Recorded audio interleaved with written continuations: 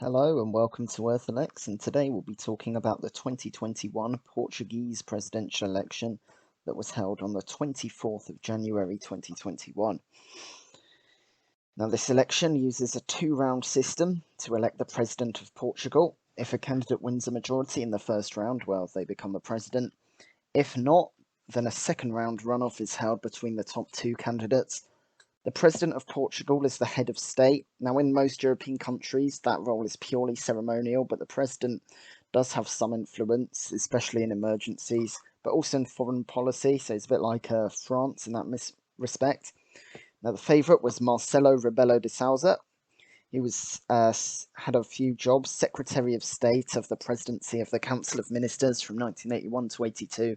That's a more bureaucratic position, sort of like almost like a chief of staff, or maybe the cabinet office in the UK. He was Minister of the Parliamentary Affairs in 1982 to 3, which I suppose sort of like leader of the House of Commons. Not exactly, but that's probably the best comparison I can give. Leader of the opposition from 1996 to 99, and president of the Social Democratic Party for those years as well. He was first elected president in 2016. Now, the PSD is a liberal conservative party, which he left in 2016 because the president is meant to be an independent, but he's still backed by them for the election. And he's also supported by the CDS People's Party, which is conservative. Another candidate was Ana Gomes. Now, she was a Portuguese ambassador to Indonesia between 2000 and 2003, which, if you know anything about Portuguese history, was quite an important foreign policy time for them with Indonesia. And she became an MEP in 2004 for Portugal, serving until 2019.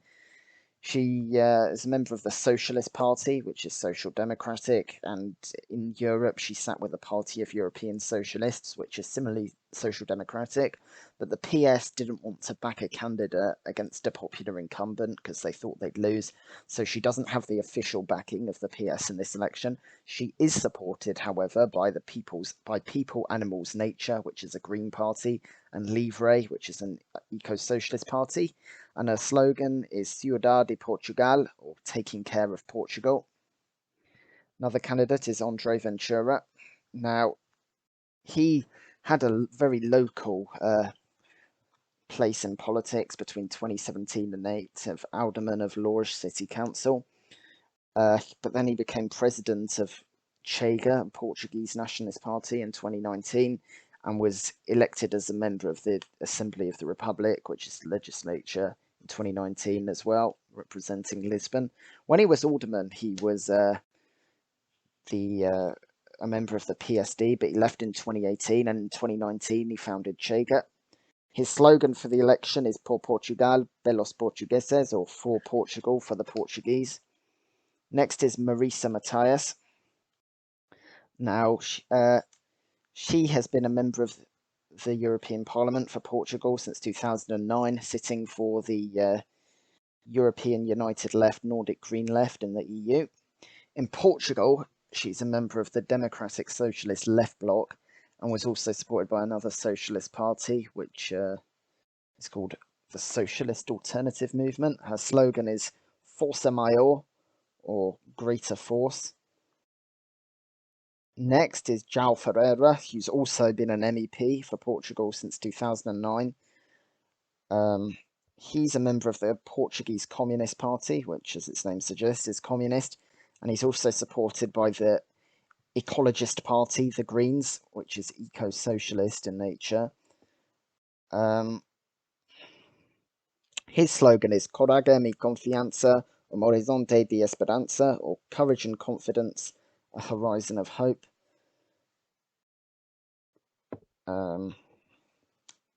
Next we have Tiago Mayan Gonçalves. His party is the Liberal Initiative, which is a classical liberal party, and his slogan is A Alternativa Liberal, the Liberal Alternative. I've butchered that, but oh well, one take. Vitorino Silva is the final candidate.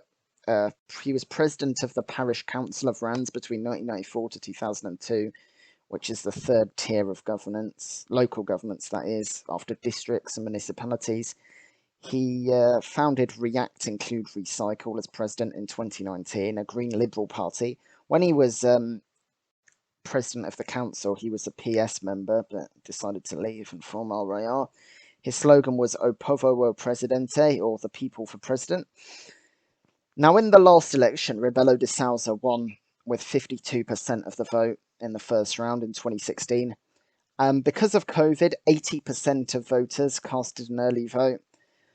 Now, there were a couple more candidates before the election. Bruno Fialho, leader of the Democratic Republican Party, which is social liberal, and his slogan was A Escolha Certa, the right choice. Gonçalo de Câmara Pereira, who was president of the People's Monarchist Party, which is obviously monarchist. Now, there were a lot of debates before the election. So every combination of the two candidates, and because there's 7 candidates, that meant 18 in all, had a head-to-head debate, and the 19th and 20th debate included every candidate, although the second one, Ventura, decided not to participate. All polling showed that Rebelo de Sousa was on course to win a majority in the first round. He had approval ratings greater than 60%. Gomes was just ahead of Ventura, fighting for second. Matias and Ferreira looking to be the top radical left candidate. And Mayan Gonçalves and Silva were basically fighting to avoid coming last. Especially Silva. Mayan Gonçalves was sometimes challenging the left-wing candidates, but not always. And the results were as expected. So Rebelo de Sousa won 2,534,734.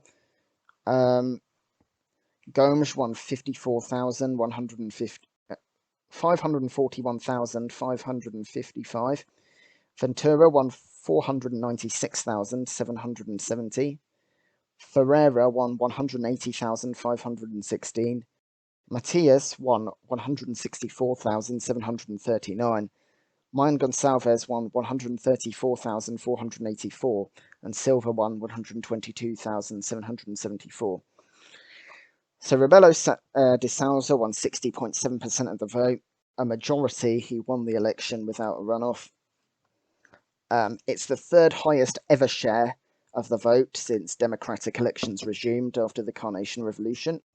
And he's also the first candidate to win in all municipalities, which is second level divisions, which you can see on the map. Gomes got 13%, which is the highest ever vote share by women. The record was actually previously held by Matias, who came third in the last election in 2016. Ventura got 11.9%, Ferreira 4.2%, Matias 4%, Mayan Gonçalves 3.2%, and Silva 2.9%. Now, turnout dropped by nearly 10% to 39.2%. A lot of the fact that was due to the fact that overseas voters were now automatically registered. They weren't before. But there's always a drop when an incumbent runs, because they're usually elected with minimum fast. That drop was lower than usual, so there was still some interest in this election. That concludes the video today. I do hope you enjoyed it. Please leave a like if you did, and comment below to give me your thoughts, especially if you're from Portugal. I'd be interested to hear from you. And because there's a lot of elections this year, I'd appreciate if you subscribed and kept watching Earth Alex, and hopefully you learned something today.